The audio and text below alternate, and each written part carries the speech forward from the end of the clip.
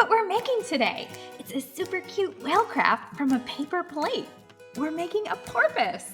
Porpoises are small whales with short snouts. So your craft is a mini whale. Here's what you'll need. You also want a jar of water for painting. Here we go.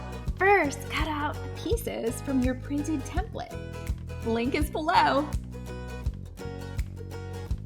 Then trace those shapes onto your paper plate.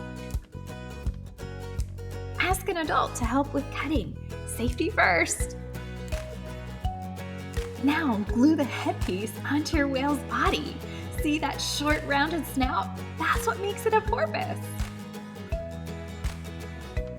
Let's glue all the body pieces together, but hold off on the dorsal fin. We'll add that later.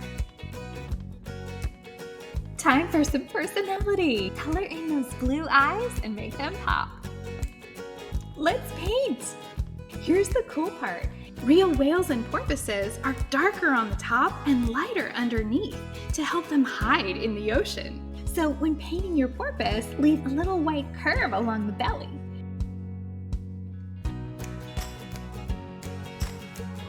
Don't forget to paint the dorsal fin. Then let it all dry.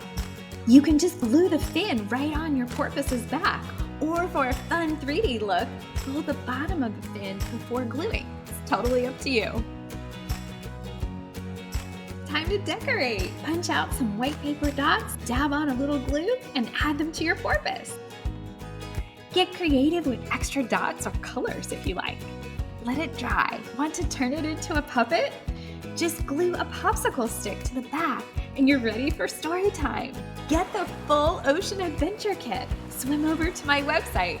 Link is below.